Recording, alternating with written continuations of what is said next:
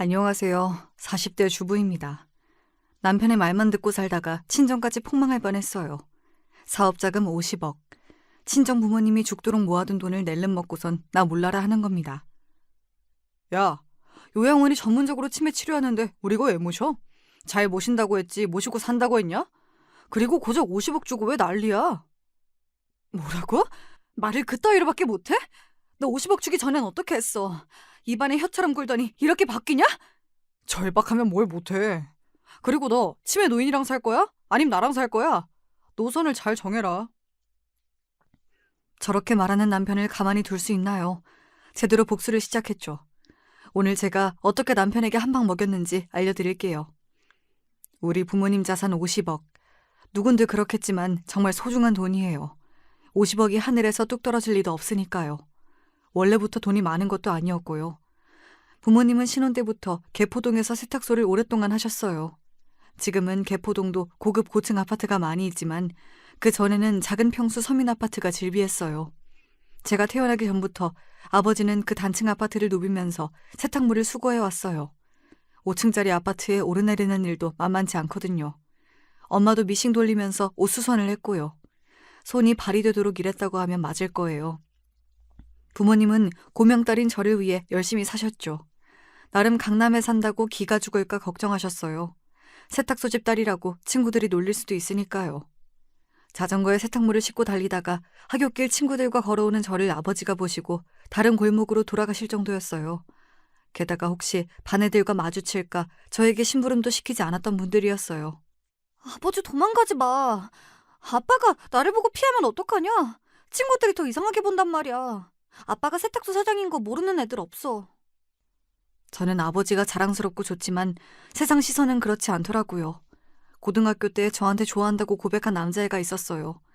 남녀 공학을 다녔기 때문에 가끔 연애하는 애들이 많았거든요. 걔랑 사귄 건 아니었지만 아이스크림을 사 먹고 놀던 적이 있었어요. 어느 날 남자애랑 거리를 걷고 있었는데 아버지를 만난 거예요. 물론 저는 아버지에게 인사를 했지만요. 우와, 넌 착하다. 세탁소 아저씨와 인사도 하고 지내? 아저씨가 아니라 저분은 우리 아빠야. 너도 인사해. 그때 남자의 표정이 좋지 않더라고요. 놀라고 당황하고 어버버 말까지 더듬었어요. 그 후 학원 가야 한다며 헤어졌는데요. 하지만 시선을 피하고 연락하지 않았어요. 남들에게 이야기를 들어보니 그 남자의 아버지는 병원장이었대요. 그래서 그런가요? 그 후 저를 피하기만 했어요. 웃기고 있네 하고 저는 그 남자애를 무시했지만 마음 한쪽에 상처가 생기고 있었네요. 하지만 사람 일은 모르는 겁니다. 우리 아버지가 선산에 땅이 많을 줄 누가 알았겠어요. 제가 고등학교 졸업할 무렵에는 재건축 바람이 불었거든요. 그래서 신혼 때 사셨던 17평 아파트 가격이 수십 배 올랐어요. 게다가 서산 인근에 시골 할아버지가 물려주신 땅도 있었고요. 졸지에 땅 부자가 되신 거예요. 그동안 고생을 죽도록 했는데 하늘이 준 복이라고 생각하셨답니다. 그래서 아파트를 팔고 분당으로 이사 왔어요. 정자동 근처 주택가로 왔는데 이것도 집값이 많이 상승했어요. 그래서 산 상가랑 아파트 등이 가격이 올라서 재산이 차곡차곡 쌓이게 되었습니다. 우리가 이사가는 지역마다 가격이 오르네. 무슨 일이야 이게? 하늘이 우리를 돕나 봐요. 그래도 다른 짓 하지 말고 일 계속합시다. 우리 연정이는 고생시키지 말아야죠. 다른 사람들이라면 그 정도 돈이 모였으면 세탁소 일을 쉴 텐데 아버지는 그러지 않았어요. 저는 몰랐는데 자산이 많이 쌓여도 계속 일을 하셨대요. 주변에서 사업하라는 제안도 많았지만 혹시 돈을 날릴까 걱정하셨나 봐요. 은행에 가서는 VIP로 대접받았지만 지역 주민들한테 아버지는 연신 고개를 숙였죠. 아버지는 세탁일, 엄마는 옷수선으로 종일 미싱 앞에 앉아 계시면서 일을 했어요. 나중에는 세탁소 체인점을 5개 정도 인수하셔서 분당 각 지점에서 사업 수익이 났어요. 중학교 때 낡은 자전거를 타고 동네를 누비던 아버지는 자가용을 굴리며 성공하게 되었습니다. 그 후에도 집 앞에서 세탁 체인점을 운영하면서 소일거리 하셨어요. 생각해보면 단 하루도 쉬지 않았던 것 같아요. 이렇게 몸을 혹사해서 돈을 모으셨어요. 이렇게 동산과 부동산 합쳐서 50억을 모은 아버지와 어머니는 허리 디스크는 물론 관절까지 손상되고 말았어요. 부모의 뼈와 관절을 녹여 번 돈으로 대학에 진학했고요. 은행에서 일도 하게 되었어요. 아버지는 제가 사무실에 앉아서 일을 하는 것이 뿌듯하다고 하더라고요. 아버지는 고맙게도 제가 근무하는 은행으로 찾아와 자산을 맡기셨어요. 신입사원이 자산이 50억 원인 아버지가 오시리라 생각도 못했겠죠. 그 무렵부터는 아버지는 은행이자나 상가 임대료로 생활하시고 세탁소 일을 정리하셨죠. 허리 디스크로 인해 재활치료를 받고 있었거든요. 30 무렵에는 동료 소개로 회사원인 남편 만나 결혼했어요. 프로포즈를 받고선 제가 이렇게 말했어요. 예전에 그 고등학생 남자애가 자꾸 떠오르기도 했거든요. 우리 집 세탁소 했는데 괜찮아? 자기 불편하면 우리 결혼 안 해도 돼. 그게 무슨 소리야. 당신이 중요하지. 당신 집이 뭐 하는 줄 중요하나? 그렇게 생각하면 고맙고. 우리 부모님 진짜 피땀 흘리면서 사셨어. 자기도 그걸 존중하면 좋겠어. 우리 부모님도 교직에 있으면서 고생 많이 했어. 애들 가르치는 일도 힘들어. 쓸데없는 생각하지도 마. 부모님 직업이 무슨 상관이야. 그렇게 해서 결혼하고 아이를 낳고 살았는데요. 남편은 아버지가 50억 자산가라는 사실을 모른다고 생각했는데요. 지금 생각하면 그런 것도 아닌 것 같아요. 처음부터 의도적으로 접근한 모양 같아요. 왜냐하면 남편은 우리 부모한테 잘했거든요. 처음 인사 갈 때부터 사근사근하게 말도 잘하고요. 아버지가 반주를 좋아하는데 전국에 있는 약주라는 약주는 다 사들고 올 정도였죠. 제가 친정에 가지 않아도 남편이 가서 밥도 먹고 아버지랑 야구도 보러 가고 목욕탕도 갔어요. 아들이 없던 아버지는 남편에게 의존했어요. 역시 우리 안서방이 최고야 최고. 어제는 등도 밀어주더라고. 그렇게 좋으세요? 남편도 아버지가 일찍 돌아가셔서 의지되고 좋은가 봐요. 나한테도 올 때마다 꽃도 사오고 용돈도 주고 그래. 게다가 내가 한 반찬은 다 맛있대. 이렇게 남편이 살갑게 군이 좋아하셨는데요. 안타깝게도 몇 년 후에 아버지가 급성 심근경색으로 돌아가셨어요. 얼마 전부터 가슴 통증이나 어지러움, 숨이 가쁜 증상이 있었다고 하는데요. 그때까지도 일을 놓치지 않고 있으니 과로나 피로가 쌓였다고 했어요. 정말 생각지도 못한 순간 황망하게 돌아가시게 되니 어머니랑 저는 도저히 견딜 수가 없더라고요. 그제야 통증 없이 잠을 잘 수 있게 디스크를 다 고쳐놓으니 바로 가셨습니다. 그 당시에 제가 임신 중이라 몇 번이고 응급실에 실려갔어요. 임신과 아버지의 죽음 등으로 결국 은행 일을 쉬게 되었습니다. 자전거만 보면 아버지가 배달하는 모습이 눈에 선했어요. 아버지를 잃고 나니 더욱더 엄마가 소중해졌어요. 매일 차로 40분 거리의 엄마 집에 출퇴근할 정도였어요. 여보, 너무 걱정하지 마. 어머니 우리가 도와드리자. 근처에 살면서 자주 들여다보면서 어때? 남편이 같이 살자는 말을 안 했어도 고마웠어요. 시모도 혼자 살고 계시는데 우리 엄마 옆으로 이사가는 게 주변에 눈치가 보이긴 했어요.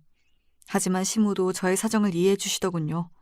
지방에서 신우집 근처에 살기 때문에 저를 이해해 주셨어요. 이듬해에 제 딸이 태어나고 나서 어머니도 기운을 차리게 되었죠. 어머니 모시고 여행이라도 갔다 와.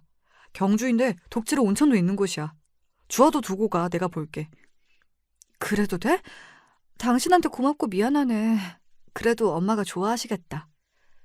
남편의 배려로 엄마와 저는 여행도 많이 다녀왔어요. 나중에는 딸 주아가 30살이 되니 데려갈 수도 있었는데요. 남들은 저를 부러워하더라고요. 남편의 배려심이 크다고 말입니다. 그 무렵 엄마는 점점 무기력해졌어요. 아버지의 죽음이 엄마 인생의 큰 시련이었어요. 게다가 평생 일만 하셨는데 집에 있으니 답답하시다는 말을 많이 했어요. 제가 보기엔 아버지가 가슴을 움켜쥐고 고통스럽게 돌아가신 걸 본 충격으로 엄마의 뇌 기능을 떨어뜨린 것 같아요. 제 딸이 5살쯤 되었을 때부터 엄마가 뭐든지 깜빡 잘 잊어버렸어요. 건망증이라고 생각했는데요. 어느 날 엄마가 저를 불이 나게 호출해서 집으로 달려가 봤는데요. 거울 앞에 서서 자꾸 그걸 달라고 하시는 겁니다. 그게 생각이 안 나서 저를 불렀다면서요. 그거 좀 줄래? 그거 있잖아. 그게 뭐더라? 그래, 그거. 엄마 뭐라고 하는 건데? 그거라니. 내가 그렇게 말하면 어떻게 알아요? 그거 있잖아. 머리에다 하는 거. 그게 왜 이렇게 생각이 안 나니? 빚이라는 단어가 생각이 안 나서 한참이나 서 계시더라고요. 저는 그것이 치매라는 생각은 못했어요. 그렇게 가끔 문장이나 단어 때문에 고민하시긴 했어요. 그래도 전 나이 들면 누구나 겪는 문제라고 생각했는데요. 그렇게 몇 년이 지나고 나니 엄마의 증상이 이상하다는 것을 느꼈어요. 어느 날은 개포동 살 때 상가에서 같이 장사하던 분들을 만나고 오신다고 했는데 시간이 한참 지나도 어머니 집에 불이 들어오지 않는 겁니다. 우리 집 베란다에서 보면 엄마가 사는 집이 훤히 보이거든요. 밤 11시가 지나도 돌아오시지 않으니 불안해지기 시작했어요. 엄마가 그날 만났다는 분들의 전화번호는 제가 몰랐거든요. 엄마에게 아무리 전화해도 받질 않아 저는 무슨 일이 생긴 줄 알고 가슴이 철렁했어요. 여보, 큰일 났어. 엄마가 안 들어오셨어. 아까 낮에 외출하신다고 했는데 어떡해? 저는 놀란 마음을 가라앉히고 얼른 남편한테 전화했죠. 퇴근 후 함께 동네를 돌아다녔지만 어디에도 엄마가 보이지 않았습니다. 경찰에 신고까지 하자 저는 속이 바짝 타들어갔어요. 그때 순찰차에서 연락이 왔어요. 집에서 2정거장 떨어진 버스 정류장에서 계속 앉아 계셨나 봐요. 인상착의가 비슷해서 가보니 저희 엄마가 맞더랍니다. 저와 남편은 인근 지구대로 뛰어갔죠. 엄마는 갑자기 집으로 가는 길이 생각이 안 났고 배터리가 다 된 핸드폰을 어떻게 해야 할지 몰랐대요. 엄마 왜 그래? 집에 못 찾아오는 게 말이 돼? 얼마나 놀랐는지 알아? 핸드폰이 안 되면 공중전화라도 해야지. 그러게. 아무 생각이 전혀 안 나서 무작정 걸었어.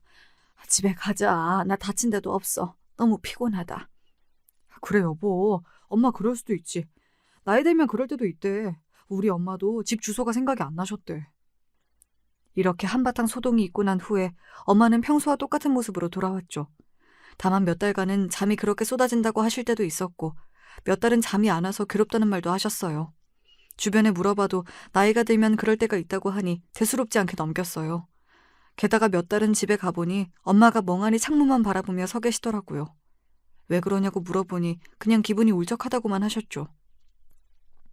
그럴 때마다 남편이 여행도 보내주고 트로트 콘서트에 같이 모시고 드라이브, 외식까지 노력해서 엄마 기분을 풀어주려고 했어요. 어머니 기운 내세요. 이렇게 힘이 없으시면 주아 엄마가 속상해합니다. 저도 있고 주아도 있고 주아 엄마도 있으니 힘 좀 내세요. 그럴 때마다 엄마는 사위가 있어 참 좋다며 남편 손을 잡아주었죠. 저는 엄마 나이가 아직 60대 후반이시라 치매라는 생각은 전혀 하지 못했거든요. 치매는 연령 제한이 없는데 고령의 노인에게만 발현되는 줄 알았는지 모를 일이었어요. 아마 엄마는 건강하게 제 옆에 있어줬으면 하고 막연하게 믿고 싶었나 봐요. 그런 와중에 갑자기 남편이 그동안 숨겨왔던 야망을 드러내는 겁니다. 멀쩡하게 다니던 직장을 그만두겠다는 겁니다. 나 사표 낼까? 이번 진급도 안 되고 회사에서는 구조조정이 들어간대. 일찍 명퇴하는 것도 영리할 수가 있어. 우리 주아 이제 초등학생인데 무슨 소리야. 자기가 일 그만두면 우린 어떻게 살라고. 아이가 태어나면서 임신 중독증을 앓고 난 저는 일찍 은행을 그만두었어요. 그렇게 몇 년 집에서 살림만 살게 되었거든요. 다시 은행에 나갈 수도 없고 갑자기 암담했어요. 남편은 다른 직장에 다닐 생각도 없어 보였습니다. 게다가 저한테 상의도 없이 사표를 내고 왔다는 겁니다. 나 있잖아. 회사 그만뒀어. 당신한테 자세하게 말 못해서 미안해. 밀어봤자 시간만 가잖아. 결심이 생길 때 그만해야지. 당신한테는 나랑 주아가 있어. 마음대로 결정하면 어떡해? 그래서 앞으로 어쩔 건데? 대학 때 알던 친구가 지금 부동산 하고 있거든? 모텔 싸게 나왔다는데 그거 인수하고 싶어. 모텔이라니? 갑자기 회사원이 그걸 할 수 있어요? 그리고 모텔은 수십억 하잖아. 우리 집도 전세인데 그게 가능해요? 5월 매출 8천원 된다니까. 그리고 당신 돈 있잖아. 아니야? 내가 돈이 어딨어. 설마 친정 재산 말하는 거야? 엄마 돈이지 내 돈 아니지. 무슨 자기 돈이 아니야. 상속받을 사람 당신밖에 더 있어? 어머니가 그 돈 다 쓰고 가실 건 아니잖아. 모텔 잘 되면 우리 집도 살 수 있어. 그래서 모텔 얼마예요? 우리가 감당할 수 있는 범위예요? 원래 60억인데 이번에 45억에 해준대. 나머지 5억은 우리 집 사면 되겠다. 40을 넘긴 남편이 해본 적도 없는 모텔 사업을 하겠다고 나섰어요. 그동안 그만두고 싶은 마음이 굴뚝 같았지만 어떤 일을 할지 암담해서 회사에 머물고 있었대요. 회사에서 상사와 마찰이 있었는데 참고 살았대요. 저도 직장을 다니지 않는데 남편까지 사업을 한다니 두려운 마음이 있었어요. 하지만 더 기가 막힌 것은 나머지 5억이라는 말이었어요. 이 남자 친정 재산이 50억 정도 되는 걸 알고 있다는 거잖아요. 대강 이야기한 적이 있어서 집이며 상가 등이 있다는 건 알아도 이금까지 어떻게 알았을까요? 나머지라니? 우리 친정 자산이 50억이란 소리야? 그걸 한꺼번에 다 투자할 수가 있어? 50억 이상이야? 우와 대단하시다. 그러니까 투자하셔야지. 그걸 은행에다 묶어두는 건 나라 경제 손실이야. 돈을 돌려야지. 어머니 설득해봐. 아니면 내가 해? 저는 남편의 싱글벙글한 얼굴이 보기 싫더라고요. 물론 그 재산 저한테 온다는 걸 압니다. 하지만 그건 아직 칠순이 되려면 먼 엄마의 재산이죠. 아직은요. 하지만 남편은 바로 엄마를 찾아갔어요. 무릎을 꿇고 울고불고 매달리는 겁니다. 장모님, 저 한 번만 살려주세요. 회사도 거의 쫓겨나다시피 했어요. 주아 엄마는 아기 낳으라 몸도 약하죠. 주아는 이제 초등학생이죠. 저의 본가도 힘이 됩니다.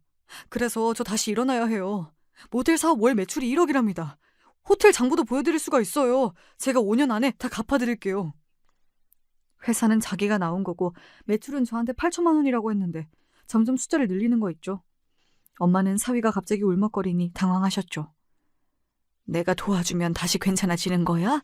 연정아, 그런 거니? 우리 모텔 인수할 돈이 돼? 그럼 도와주자. 하나뿐인 사위인데, 안 그래? 그럼요. 어머니 아프시면 제가 끝까지 다 모십니다. 아프다는 말에 엄마가 왈칵 눈물을 쏟으셨어요.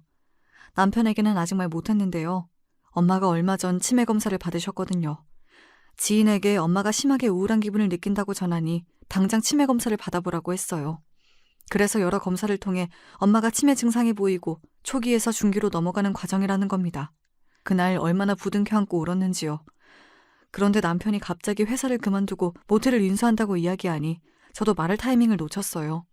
저는 남편에게 다음에 다시 이야기하자고 무릎 꿇고 있는 남편을 일으켜 세웠어요.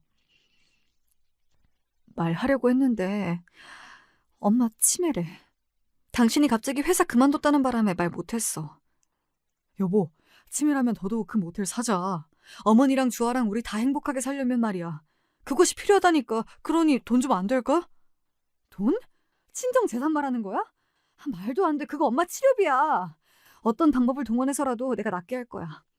그래, 모텔만 인수하면 우리는 어머니 돌볼 시간이 생기는 거야. 당신이 주아랑 어머니 둘 다 커버가 안 되잖아. 내가 다시 회사 들어갈 수도 없고 말이야. 어머니 내가 잘 모실게. 그동안도 잘해왔잖아. 오랜 고민 끝에 저는 남편에게 돈을 빌려주기로 했어요. 전 재산 50억을 단숨에 줄 수 있었나 했지만 저는 그 절반이 제 유산이라는 걸 알았거든요. 고민했죠.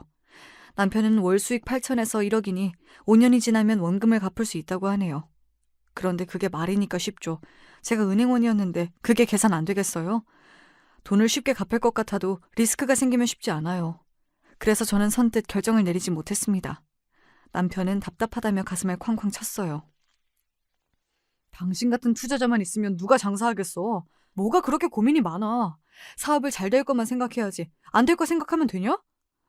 여보, 그게 아니잖아. 위험성도 참작해야지. 왜 알만한 사람이 그래? 자기 일이면 이성이 날아가? 좀 더 생각해볼래. 그러던 중 엄마와 남편까지 대동하고 병원으로 치료를 받으러 가는 날이었습니다. 엄마는 갑자기 목마르다고 성화를 부리셔서 인근 카페로 이동한 적이 있었습니다. 어머니가 평소에는 배변 실수를 하지 않는데 그날따라 바닥에 오줌을 싸신 겁니다. 그대로 서서 실례를 하셨어요.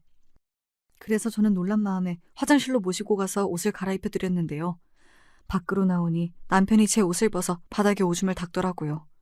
엄마는 정신이 돌아오신 것 같이 말했지만 또다시 아기가 되고 말았어요. 아이고, 내 아들 착하네 착해. 그걸 닦아주고. 미안해, 자네한테 면목 없네. 우리 아들 착하다. 근데 난 목마른데. 목말라, 주스 좀 사줘. 솔직히 어머니는 남편을 좋아했어요. 사위라고도 했다가 아들이라고 했다가 그만큼 남편이 다정하게 했거든요. 사람들은 저런 사위 없다고 입이 마르도록 칭찬했어요. 집에서 남편과 제가 간호하니 엄마가 안정을 찾는 것처럼 보였어요. 물론 사람을 보고 누군지 바로 알아보진 못하지만요. 며칠 뒤 남편이 모텔 중개업자에게 전화가 왔다면서 심각하게 받더라고요. 인수할 사람이 나타났으니 내일 중으로 계약을 완료하지 않으면 걸어둔 계약금 몇 천만 원도 날아가게 생겼다는 겁니다. 같이 하기로 한 친구도 돈을 마련하지 못했다는 겁니다. 당신이 이 모텔에 투자하면 안 돼? 아직도 결정을 못한 거야? 모텔에서 수익금도 많이 나온다고 하니까 어머니 좋은 치료 많이 할 수도 있잖아. 나는 모텔에 대해서 잘 몰라. 우리가 경영하는 거야? 그렇게 일하면 어머니는 누가 모셔? 월 수익이 1억 가까이라는데 월급 사장이나 관리인을 둬야지. 매달 1억이면 투자금도 5년 안에 회수된다. 아니야? 그럼 5년 안에 다시 원금을 돌려줘. 알겠지? 이 돈 날리거나 없어지면 정말 속상해. 어쩐지 내가 함부로 쓰기가 어려워서 그래. 어머니 우리가 함께 모시려면 이 모텔 일밖에 없어. 내가 직장을 구해봐. 자기 혼자 감당이 돼? 우리 주아도 손이 많이 가잖아. 남편은 그 당시만 해도 어머니를 함께 돌볼 것처럼 호언장담했어요. 그래서 부동산에 찾아가 모텔에 대한 정보를 들어봤고요. 주변 상권도 조사했죠. 몇 시간 차를 대고 모텔 앞을 서성였는데요. 손님이 제법 많이 들어가더라고요. 밤이 되니 32개의 방에 거의 다 차더라고요. 주말도 아닌데 말이에요. 결국 저는 은행으로 가서 아버지가 상속해주신 돈을 찾아왔어요. 또한 어머니의 이름으로 되어 있는 상가랑 아파트를 담보로 융자를 받아 결국 모텔을 인수했습니다. 어머니 정신이 오락가락했지만 며칠 인지 능력이 돌아올 때도 있었거든요. 어머니는 당연히 사위에게 뭐든 다 해주라고 하시더라고요. 아무리 아프셔도 자기한테 잘해준 것을 잊지 않았나 봅니다. 진짜 고마워. 내가 당신 엄마한테 더 잘할게. 나만 믿어. 엄마의 치매를 온몸으로 아파하며 같이 울어주던 사위에게 엄마는 자산 50억을 투자하기로 마음을 먹었어요. 저한테 상속분을 먼저 예금으로 주셨고요. 나머지 아파트와 상가 등을 이용해 융자 받았어요. 그래서 남편 말대로 집도 사고 모텔도 인수하게 되었죠. 엄마가 그런 결정을 하고 변호사를 통해 여러 공증을 거칠 때는 치매가 없을 정도로 정상적인 상태에서 이루어졌어요. 저는 모텔을 인수했다며 여러 부동산 증명서를 내미는 남편을 보니 왈칵 눈물이 솟았어요. 평생 부모 등골 빼먹다가 이제 남편 사업 자금으로 자산을 처분한 느낌이었거든요. 왜 울어? 나 모텔 인수하면 우리 돈 더 많이 번다니까? 그 돈 우리 엄마 아빠 피땀 모아서 만든 돈이야. 아버지가 살아계시면 좋을 텐데 이런 걱정을 내가 하니 걱정이 많아. 내가 있잖아. 모텔 인수하고 어머니 우리가 계속 모실 건데. 치매가 점점 심하면 우리가 할 수 있을까? 나는 무섭고 자신이 없어. 내가 있잖아. 어머니 우리 아니면 누가 모셔? 내가 다 할게. 저는 그런 말을 해주는 남편이 고마웠어요. 그러면 그럴수록 남편은 부평역 근처에 있다는 모텔의 전경사진을 자꾸 저에게 보여주는 겁니다. 이제 여기서 매출로 부모 자산 다 갚고 우리도 부자가 된다고 말입니다. 남편이 호텔을 인수하고 간단하게 리모델링하고 새 간판을 달고 바빠질 무렵이었어요. 어느 날 갑자기 엄마가 제 얼굴을 못 알아보았어요. 누구냐고 묻더군요. 한참을 기억이 안 돌아오는 겁니다. 엄마를 붙잡고 얼마나 울었는지 몰라요. 시간이 지나자 또 제정신이 돌아오시는지 연정아 배고파 하시는 겁니다. 제가 얼른 상을 차렸는데요. 엄마가 평소에는 바느질을 좋아할 만큼 정적인 분이었어요. 그런데 덤벙거리고 부산하게 행동했어요. 그러다 국그릇을 엎었는데요. 저희는 그 무렵 엄마 집하고 저희 전세금, 자산까지 합쳐 큰 평수의 아파트를 샀어요. 저는 그걸 당연히 엄마를 모시고 사는 걸로 이해했어요. 이사 갈 날을 얼마 안 남기고 문제가 터졌어요. 하교하는 딸아이를 데리러 간 사이에 엄마가 집을 나가버렸죠. 의사 말로는 갑자기 나빠질 수가 있다는데 갑자기 안 하던 행동을 계속했어요. 몇 시간을 남편과 함께 헤매며 찾아다녔는데요. 택시를 타고 예전에 살던 개포동까지 갔다고 하네요. 겉으로 봐서는 엄마가 멀쩡해 보이거든요. 연정아, 여기가 어디냐? 정신이 하나도 없어. 근데 아빠는 어디 계셔? 저는 엄마를 보고 목 놓아 울었어요. 평생 고생을 했지만 자산이라도 모아둔 엄마지만 이렇게 아프면 어쩔 도리가 없었어요. 의사는 이사는 나중에 하라고 해서 넓은 집에는 남편과 아이만 짐을 옮기고 제가 엄마 집으로 들어갔어요. 그렇게 시간이 지나 모텔 개업식 날이 되었습니다. 모텔 개업할 당시 시모와 신우를 초대했어요. 10층짜리 모텔의 위용에 놀라더라고요. 모텔 로비에 떡이랑 과일, 돼지머리 등 고사를 지낼 상을 마련했습니다. 남편의 지인들도 와서 축하한다고 꽃다발을 한아름 들고 왔습니다. 사람들의 감탄과 부러움 속에 모텔 개업식을 끝냈어요. 모텔 매출액이 높다는 말에 곧 재벌은 아니지만 100억대 부자가 되는 것이 아니냐고 말이죠. 개업식을 끝내고 주변 상가를 돌며 떡을 나눠주기도 했어요. 그러다 저는 시모와 신우가 중얼거리는 소리를 듣고 말았습니다. 이 정도면 될 사위 할만하네. 그동안 등신처럼 산다고 했더니만 그 집안에서 이렇게 돈이 많을 줄 알았겠어? 네 오빠가 바보냐? 다 알아보고 결혼했는데 무슨 소리야. 이런 것도 진작 차려줘야지. 10년 머슴처럼 부리더니 이제 해줘? 10년에 50억이면 나쁘지 않지. 안 그래? 제가 들어오는지도 모르고 두 사람은 신나게 떠들고 있었죠. 제가 들어오니 그동안 수고했다며 두 사람은 총총히 사라졌어요. 꺼림칙하여 남편에게 이야기했죠. 대릴 사위니 등신이니 머슴 10년에 50억 이런 표현보다 다 알아보고 결혼했다는 것이 걸렸어요. 아버지가 자산을 제 은행에 맡길 때 은행 지점장 이외에는 아무도 모르게 해달라고 했거든요. 저는 남편에게 이야기했어요. 알아보고 결혼한 것이 무슨 말인지 말을 하라고 했죠. 당신이 좋은 사람인지 알아보라는 거 아니야? 그냥 엄마가 하는 말이지. 아들이라고 나 하나밖에 없는데 장모님 모시고 살면 속상하니까. 당신이 이해해. 그리고 난 정말 당신 집안 보고 결혼한 것 아니야. 그때도 말했지만 회사 사장도 자기 딸 중매하겠다고 했어. 거기가 더 자산이 많거든. 남편이 이렇게 나오니 저도 시모랑 신우의 말을 더 이상 담아두지 않기로 했거든요. 하지만 다신 그런 말이 내 귀에 들리지 않게 해달라고 했죠. 시간이 지나니 모텔은 월 매출이 4천 정도는 꾸준히 나왔어요. 8천은 크리스마스 연휴나 휴가철 등에만 가능한 금액이었나 봐요. 아무튼 전문적으로 경영할 수 있는 월급 사장을 고용하니 오히려 개인 시간이 늘어났고요. 남편이 계속 집에 있으니 저는 딸아이 관리에 신경을 쓸 수가 있었습니다. 주아가 피겨스케이팅에 소질이 있어서 빙상 경기장으로 픽업하러 다녔거든요. 김연아 선수처럼 되고 싶다는데 저는 금메달도 필요 없고 사고 없이 배웠으면 좋겠다고 생각했어요. 공부도 소홀히 하면 안 되기에 끝나고 학원이며 과외, 그리고 스포츠 마사지, 발레, 명상훈련 등도 필요한 부분이라 주아는 24시간이 모자라게 생활했어요. 아직 10살짜리 애를 그 먼 길을 혼자 다니라고 할 수도 없어서 차로 늘 데리고 다녔어요. 아빠보다는 엄마가 편해. 옷 갈아입을 때 여자 탈의실에 들어올 수도 있고, 그리고 아빠는 못하면 코지쌤보다 더 혼을 내는 스타일이라 부담되는데. 딸아이도 완강하게 저를 원하니 저는 주아를, 남편은 제 엄마를 책임지기로 했어요. 그러다가 주아가 발목이 약해져 문제가 생겼다는 말을 듣고 좋다는 병원은 다 쫓아다니기 시작했거든요.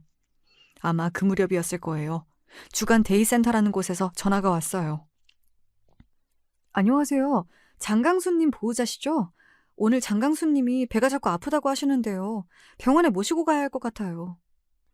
엄마 이름은 맞는데 데이케어 센터라니요. 그건 또 어딜까요?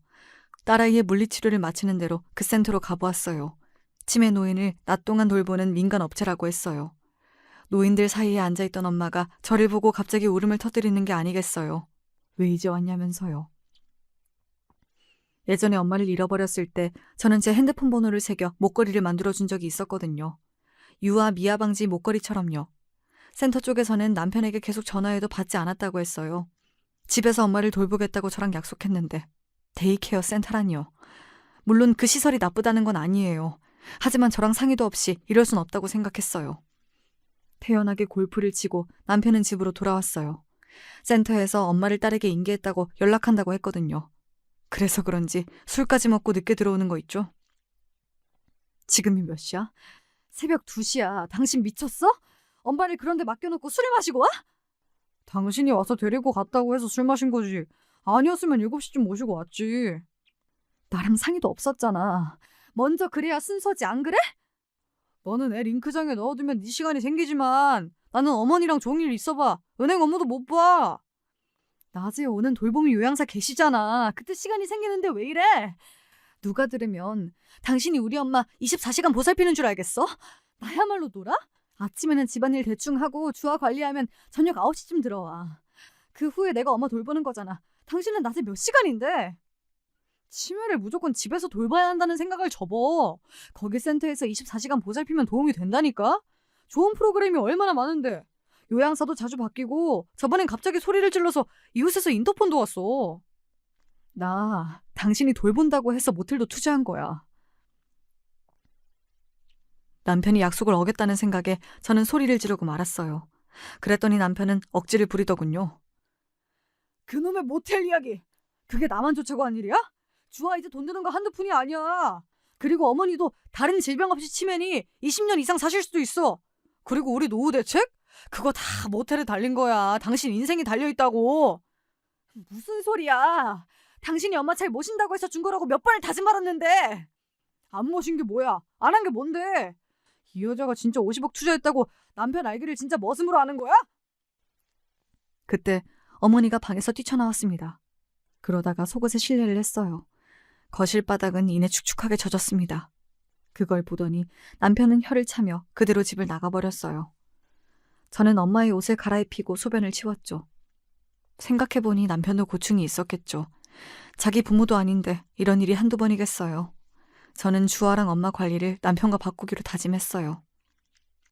1년 이상 해온 걸 아빠 보고 하라면 어떡해. 아빠는 혼낸다고. 코치보다 더 소리 지르고. 할머니를 계속 아빠 보고 보살피려고 할 수가 없어서 그래. 엄마가 아빠 보고 그러지 말라고 할게.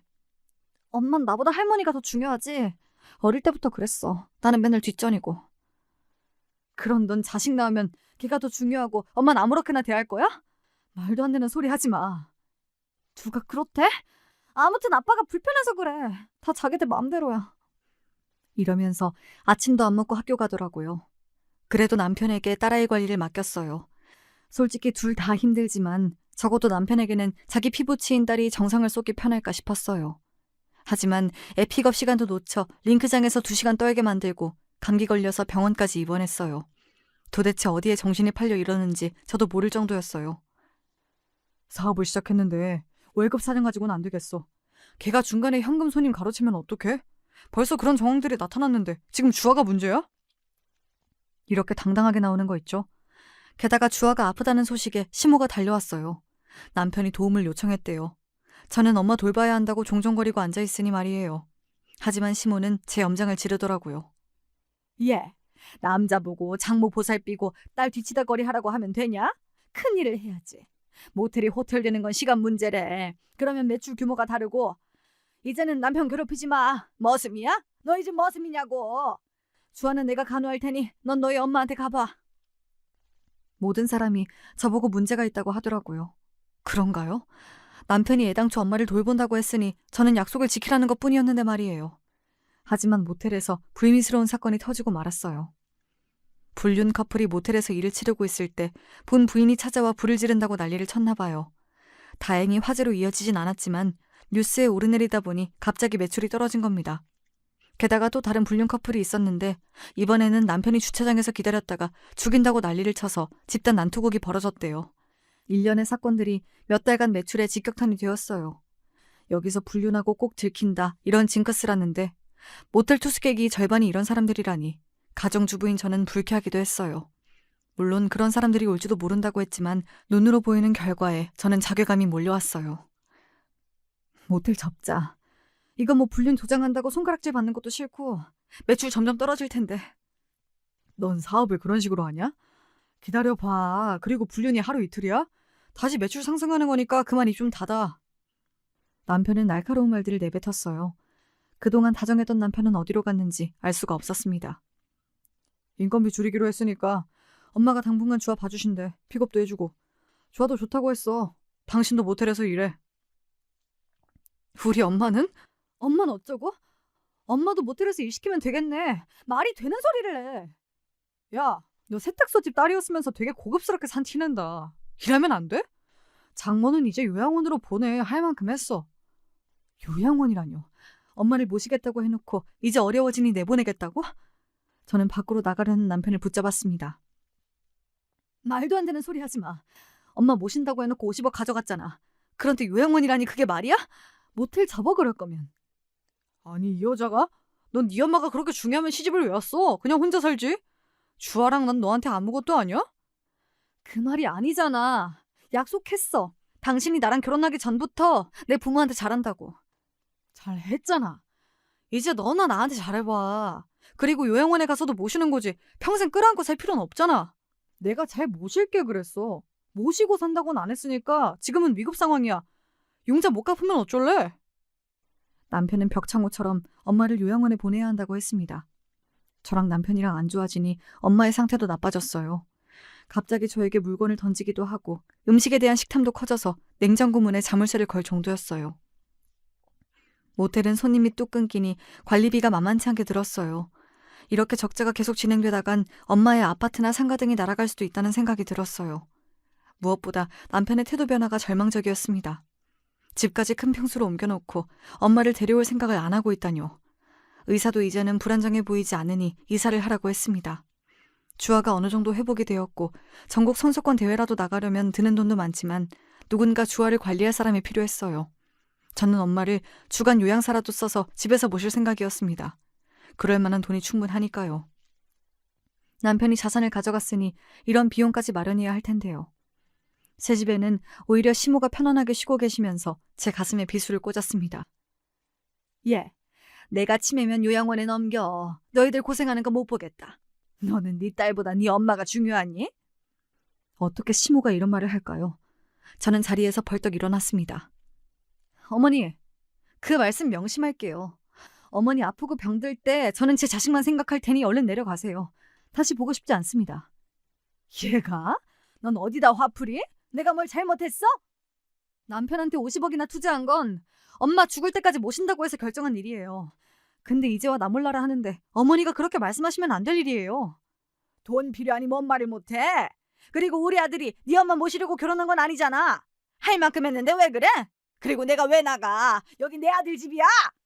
네. 그럼 50억 주세요. 그럼 모실게요. 돈 주면 모신다고 약속해서 버린 일이라고 몇 번 말합니까? 됐고, 이 새 집에서 주아 내가 관리할 테니까 너는 너희 엄마 집에 가 있어. 여기도 친정 자산으로 산 거예요. 어머니가 나가세요. 저는 남편과 단판을 지어야겠다고 생각했어요. 다짜고짜 모텔로 찾아갔는데요. 우려와 달리 손님들이 제법 많았습니다. 그때 해고당한 월급 사장이 저에게만 해줄 말이 있다며 잠시 시간을 달라고 하더군요. 회장님이 이상한 말씀을 하시더라고요. 전 중간에 횡령한 적 없습니다.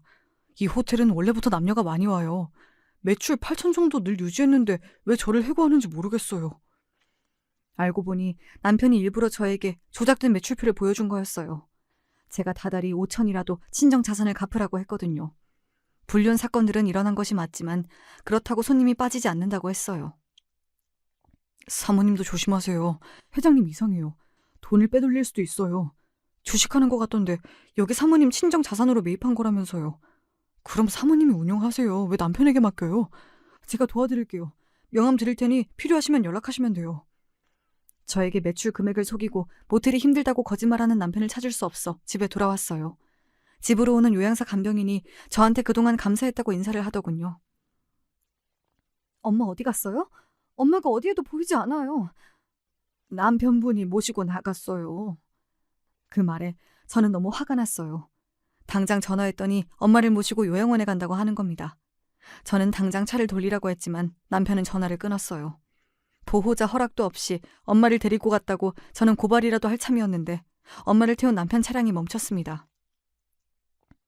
요양원 구경하고 왔어. 시설도 좋던데? 그렇죠, 어머니. 우리 거기서 지내볼까요? 남편은 가증스럽게 엄마에게 웃으면서 말하네요. 엄마는 남편의 성화에 못 이긴 척 고개를 끄덕였어요. 피죽도 못 먹은 사람처럼 멀건 얼굴을 한 엄마를 보니 속에서 우라가 치밀었어요. 저는 화가 나서 남편의 뺨을 갈겨버렸어요. 죽어도 거기 안 보내. 너랑 이혼할 거야. 남편은 갑자기 맞은 것에 화가 났는지 대답도 없이 저를 밀치고 사라졌습니다. 저는 늦은 밤이라도 아버지 일을 봐주던 변호사를 만났습니다. 이혼 후 재산을 다 가져오고 싶다고 했어요. 그리고 남편이 매출 전표를 속였고 중간에 횡령한 것도 말해줬어요. 모텔이 제 명의로 되어 있었기에 가능한 일이었죠. 엄마는 정신이 오락가락한 사이에도 모텔 명의만은 제 이름으로 하라고 했죠. 저는 신고하기 전에 남편을 찾았습니다. 월급 사정의 도움으로 남편이 몇 개월 동안 빼돌린 금액이 있다는 증거문서를 내밀었죠. 콩밥 먹기 싫으면 집 내놓고 그대로 나가. 주아는 당연히 내가 키우는 거고. 너 진짜 이혼할 거야? 미쳤구나. 그 모텔 네가 운영하게? 그게 될 것 같아? 검찰에 갈래. 너 같은 사기꾼은 경찰 수사도 필요 없어. 그냥 검찰에 가서 네 자산을 동결시켜야 정신 차리지? 미안해. 엄마 모시자. 됐지? 내가 당신이 빨리 친정 자산 갚으라고 하니까 주식 투자 좀 했지. 그러니까 아파트 두고 나가라고. 그냥 이혼해. 횡령은 넘어갈게. 너 잘났다. 그래 이혼하자. 됐지? 다 두고 나간다. 저는 그날 남몰래 피눈물을 흘렸습니다. 그동안 우리 집에 자란 것도 혹여 자산 때문인가 싶었습니다. 그래서 다음날 저는 남편을 소개해준 동료를 어렵게 찾아가서 물어보니 자기는 제 아버지가 자산이 50억이 있다는 사실도 몰랐답니다. 알고 보니 동료가 아니라 남편이 회사 일로 업무를 볼 때 자기 회사 사장이랑 은행장 이야기를 직접 들었다고 남편이 이실직고 하네요. 창구 3번의 직원 아버지, 자산 50억 자산가라고. 그 이야기는 자수성가와 부동산 이야기를 하다가 나온 말이었대요. 어쩐지 남편은 저를 만나고 싶다고 창구 3번에 얼마나 들락거렸는지요. 게다가 그 당시 사귀는 여자도 정리했대요. 그 말을 들으니 배신감으로 한동안 밥맛도 없었어요. 그래, 50억 있는 줄 알고 장인한테 잘했는데 금방 돌아가시더라. 장모는 치매고 그건 내 잘못이 아니지. 내가 뭐 나 혼자 잘 살자고 자산을 탐냈냐? 너랑 주아랑 다 같이 잘 살자고 한 거지. 거기에 왜 우리 엄마를 빼? 엄마 돈이라고 몇 번을 말했는데? 진짜 모신다고 할지 몰랐다. 다들 요양원 보내잖아. 이혼한다고 하면 될 거 아니야. 이러는 거 아닙니까? 하지만 남편의 만행은 여기까지가 아니었어요. 제가 이혼하자고 하니 모텔을 매입 사기라도 치려고 했어요. 모텔을 10억에 판다고 소문을 내놓고 작자가 나타나면 가짜 계약서로 팔고 나서 그 돈 갖고 도망치려고 했다고 해요. 월급 사정이 다급하게 연락이 오지 않았다면 난감할 뻔했어요. 이건 10억 사겠다는 사람이 신고했기에 남편은 경찰서로 끌려갔어요. 저는 남편과 이혼 서류를 작성했어요. 남편은 구치소에서 서류에 사인을 했죠. 모텔은 제 명의였고 집도 제 명의라 무사히 친정 자산을 보존했어요. 결국 사기를 치는 사람은 뭔 짓을 해서라도 경찰에 잡혀가네요. 초범이라 불구속으로 풀려나 저랑 이혼하고 남편은 사라졌어요.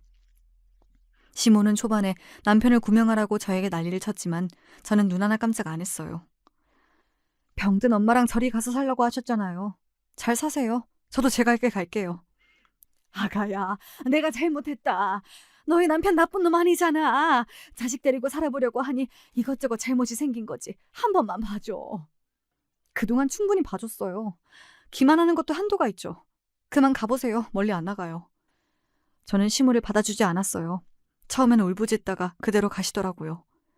이제야 엄마를 큰 집에 모셨고요. 입주 간병인을 구해서 함께 돌봤습니다. 요양원이 나쁘다는 게 아니었어요. 하지만 엄마는 요양원이 아니라 집에서 충분하게 돌봄이 가능한데 굳이 갈 필요가 없는 게 아니겠어요. 특히 남편이 자기가 모신다고 사업자금을 달라고 했다면 말이에요. 치매는 마음이 편안하면 증상이 심해지지 않을 수가 있대요. 혼자 집에 계실 때는 대변 실수도 하시더니 큰 집에서는 저와 주아까지 있으니 실수 없이 화장실 간다고 이야기하십니다. 주아는 저랑 다른 돌보미를 구해 번갈아 가면서 도움을 주고 있어요. 주아야, 섭섭하게 생각하면 안 돼. 할머니는 엄마 키우느라 고생 많았어. 그래서 엄마가 갚는 거야. 알겠지? 나중에 아빠 볼 날이 있을 거야. 그래도 주아를 끝까지 생각했어. 아빠가 엄마랑 할머니는 버려도 넌 아니었으니까 너무 슬퍼하지 마. 그렇게 말했더니 딸아이도 알겠다며 고개를 끄덕였어요. 모텔을 처분할까 고민했지만 저는 가족 모텔로 바꾸고 싶었어요. 다들 번화가에 무슨 난리냐고 했지만 1, 2층은 가족 단위 음식점, 3, 4층은 카페나 책방들이 들어오게 하고 그 위에는 가족 단위 투숙객 등에게는 할인 서비스를 하기로 했죠. 모텔에 누가 숙박을 하던 자유지만 가족이란 단어 앞에 막상 들어가기 어색할 수 있잖아요. 매출에 커다란 손실이 있어도 주아에게 부끄럽지 않게 살고 싶었어요.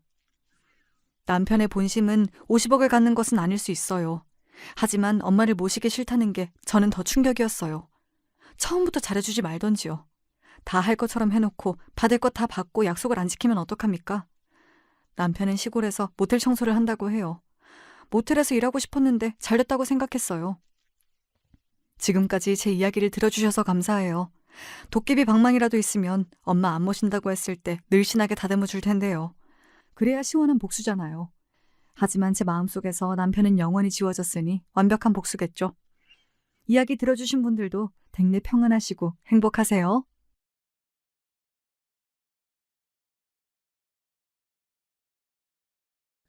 안녕하세요. 전 경기도에 살고 있는 평범한 여자입니다. 어찌 보자면 결코 평범하지 않을 수 있는 그런 일들을 경험한 바 있는데요. 제가 언제나 끼고 사는 제 친구 같은 존재, 사연에 빠지다 채널에 제 이야기를 한번 보내보고자 합니다. 제가 아주 어릴 적 친정 부모님께서 사고를 크게 당하셨는데요. 전 너무 어렸던 탓에 기억에도 거의 안 남아있는 그 사고 때문에 친정 아버지께선 돌아가셨습니다. 그리고 엄마는 한쪽 다리를 크게 절뚝거리며 살게 되셨죠. 팔 한쪽은 약간 불편하게 쓰셨어요. 후유증 때문이었습니다. 전 그런 친정엄마가 어린 마음에 너무 미웠어요. 굳이 성치 않은 몸으로 절뚝거리면서 학교까지 찾아와서 제가 아침에 깜빡하고 간 준빗물을 건네주시는 게 정말 싫었거든요. 창피했어요. 뭐하러 학교까지 와? 누가 엄마한테 이거 가져달라 그랬어? 하지만 유진아, 너 이거 없으면 오늘 수업을 못 들을 텐데 선생님한테 많이 혼날까 봐. 그래서 걱정돼서 엄마가 들고 와봤어. 우리 유진이가 엄마 때문에 곤란했다면 그건 미안해. 당연히 곤란하지. 곤란한 거 알면서도 오는 엄만 진짜로 나쁜 사람이야. 됐으니까 제발 빨리 가버려. 엄마 때문에 오늘 내 하루 완전 망쳤어. 유일하게 잘 움직이는 팔로 저에게 준빗물을 건네주시던 친정엄마를 보며 전 도끼 가득한 화를 내기에 바빴습니다. 미안해서 어쩔 줄 모르시는 얼굴로 돌아서신 뒤 절뚝거리며 황급히 학교를 빠져나가는 엄마의 뒷모습을 훔쳐보면서도 전 제가 잘못했다고 생각할 줄 모르는 아이였습니다. 당장이 제가 당하는 창피가 우선이었으니까요. 몸 상태가 그러시니 변변한 일자리를 구하실 수가 없었죠. 그래서 작게 분식집을 하셨어요. 정식으로 자리를 얻은 것은 아니었고 원래 그 자리에 사시던 노부부께서 어느 날 건강이 동시에 악화된 바람에 그 자녀분께서 2년 정도만 이 자리에서 장사를 하시겠냐, 돈은 따로 안 받겠다고 제안을 해주신 걸 수락한 것뿐이었습니다. 나쁜 마음 안 먹고 부지런히 살다 보니까 이런 좋은 기회도 오는구나. 길면 2년이란 기간 동안 정말 열심히 해서 돈 벌어야지. 우리 유진이한테 이쁜 옷도 사주고 비싼 학용품도 사줘야지. 중학교 올라가면 돈이 여러 가지로 들 테니까 저축도 잘 해놓을 거야. 친정엄마가 결의를 다지며 싱글벙글 웃고 계실 때 전 심경이 복잡했어요. 벌써부터 부끄러워서 미칠 것 같았습니다. 그 일 하지 말라고 그렇게 외치기엔 집에 돈이 필요하다는 것을 제가 알았기에 차마 그러질 못했죠. 대신 엄마가 작은 분식집 안에서 고군분투하시던 모든 나날 동안 그 앞으로는 한 번도 하교를 하지 않았습니다. 일부러 빙 돌아서 길을 다녔어요. 유진아, 학교 마치고 들러 떡볶이 좀 먹고 그래. 나 떡볶이 별로 안 좋아해. 안 먹고 싶어. 그래? 떡볶이 좋아하는 거 아니었어? 엄마가 알기론 우리 유진이가 떡볶이 귀신인데 이상하네. 엄마가 떡볶이 잘 만들어. 그니까 맛 좀 봐. 전에 팔던 맛보다 더 맛있다고 애들이 그렇게 말을 해주더라. 우리 유진이도 학교 끝나고 떡볶이 한 컵 먹으면 좋을 텐데. 아, 싫다는데 왜 자꾸 그래? 창피하다고, 쪽팔린다고. 그니까 제발 친구들 앞에서 내가 엄마 딸이란 거 광고 좀 그만하라고. 그런 거였구나. 아이고, 엄마가 또 주책맞게 굴었네. 우리 유진이 마음도 몰라주고. 엄마가 너무 무심했다, 그치? 엄마가 미안해. 엄만 매번 저에게 미안하다고 사과를 하셨지만 전 그러는 법이 없었습니다. 성질이 새어나온 눈물 맺힌 눈가에 힘을 주고선 씩씩거리는 게 전부였죠. 엄마를 굳이 이겨먹어야 성이 차는 아이였나 봐요. 왜 그랬을까 모르겠습니다. 절뚝거리며 부지런히 분식집을 오가고 힘겨운 한쪽 발로 조를 하면서 엄만 열심히 돈을 모으셨어요. 그 덕분에 제가 중학교도 멀쩡히 갈 수 있었습니다. 다른 친구들이 다 구매하는 광고에 나오는 브랜드 교복 전문점에서 저도 새 교복을 맞출 수 있었죠. 엄마의 헌신 덕분이었습니다. 그런 것도 고려 안 하고선 전 제 몸보다 한 치수 크기의 교복을 사야 한다고 강력히 주장하신 엄마가 궁상 맞아 보여 싫었습니다. 교복 전문점 사장님께 가격 할인을 받을 수 있는 방법은 없냐고 물어보시는 모습이 창피했습니다. 할인 같은 게 어디 있겠냐면서 제가 날카롭게 쏘아붙였고 손등을 반쯤 덮는 긴 교복의 길이에 불만을 품었었죠. 꼴의 사춘기가 됐답시고 얼마나 또 철이 없고 싸가지 없게 굴었던지 몰라요. 공부가 답이고 공부가 미래라는 엄마의 조언을 무시했습니다. 엄마도 공부 못했으면서 왜 나한테만 강요해? 엄만 중졸이잖아. 그랬으면서 맨날 나한텐 공부, 공부, 공부. 공부 타령 지겨워. 공부가 밥 먹여줘? 아, 공부가 결국은 밥을 먹여주는 거야. 그리고 엄만 집안 사정이 워낙 안 좋아서 중학교까지만 나온 거였지만 돌아가신 네 아빠는 고등학교까지 나온 사람이었어. 상황이 따라줬다면 어쩌면 대학까지도 갈 수 있었던 분이셨단다. 머리가 무척 좋았거든. 그래봤자 뭐해. 결국은 대학 안 나오셨잖아. 그리고 일찍 돌아가셨잖아. 공부를 열심히 해봤자 일찍 죽으면 끝이야. 일찍 죽을 줄 알았다면 공부할 시간에 즐겁게 놀 것을 그랬다고 아빠도 후회하셨을걸? 사춘기라는 방패를 두르고서 제가 그런 공격을 가했을 때 엄마가 어떤 표정을 지으셨던가를 기억합니다. 심장이 철렁 내려앉았단 표정, 더없이 상처를 받았단 표정, 바로 그 표정이 제 마음을 캥기게 만들었어요. 그런 표정을 하시고서도 저에게 아무런 비난도 하지 않으시고 조용히 돌아서셨던 친정엄마의 뒷모습이 너무나도 작아 보였습니다. 제가 잘못했다는 생각이 들었어요. 죄송하다는 사과를 할 용기는 없었습니다. 전 엄마의 초라한 뒷모습의 크기보다도 더욱 작은 그릇의 소유자였으니까요. 그 정도밖에 전 안 되는 인물이었던 거예요. 제 마음을 불편하게 만든 엄마를 내심 원망하기도 했습니다. 그래도 양심은 있었는지 그 이후로 엄마께 막말은 뱉지 않았고 농땡이를 피우고 다니는 것도 그만뒀어요. 그 덕분에 인문계 고등학교를 진학할 수 있었고요. 그쯤 되니까 저도 꽤 철이란 게 들기 시작하더군요. 뒤늦게 후회하며 진지한 자세로 공부를 하기 시작했죠.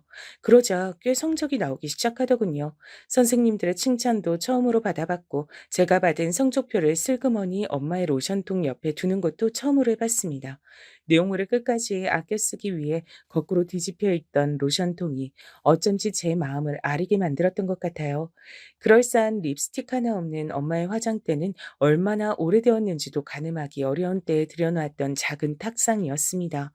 며칠 후에 보니까 제 성적표는 탁상의 구석에 몇 권 쌓여 있던 친정엄마의 손때가 묻은 서적들 가운데 소중하게 끼워져 있었죠.